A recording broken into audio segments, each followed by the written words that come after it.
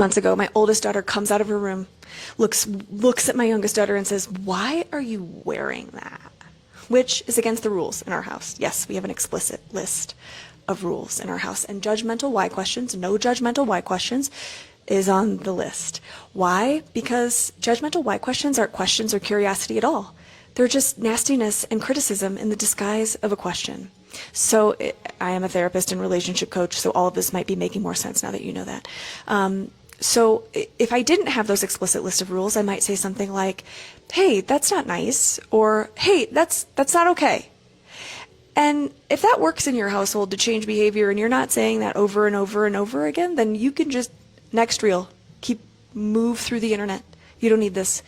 But that doesn't work in my household, especially with my ADHD or teens, and sibling rivalry and all that. And so I looked at her, instead of getting into the back and forth of, "Hey, that's not nice." "Well, her shorts aren't nice." "Hey, that's none of your business." "Well, they should be your business.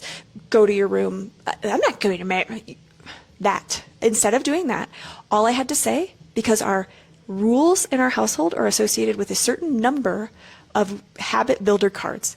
So if you break this rule, there's a little number next to it, and it tells you how many cards you have to do. What are the cards? Cards are things like, I'm not going to lie, a lot of them are cleaning, like clean a shelf on the fridge, or clean the microwave, or baseboards. But a lot of them are also like take the dog for a walk, or do some jumping jacks, or send a note to a relative, or read a chapter in a self-help book, or things like that. Things that you want your kids doing. And so I said, judgmental why question. And she went, "Oh," because we're all on the same page. She knows that's against the rules. I know it's against the rules. Her dad knows it's against. We all know. We're all on the same. We are on the same literal page. And so she goes and gets the rules, and she looks at the number associated with that rule, and she went, "Oh, Mom, it's 10 cards." Now, because it's predetermined, it's not coming from me in the moment, she's less likely to take that personally. And because she's less likely to take it personally, we are not enemies in this moment, and I get to be on her side. And she was like, "Mom, it's 10 cards." And I was like, "Ooh, I thought it was going to be like 2. And she was like, "Me too." And I said, "Well, that stinks. Like, I'll consider lessening it, but this time you got 10 cards. The end. The end.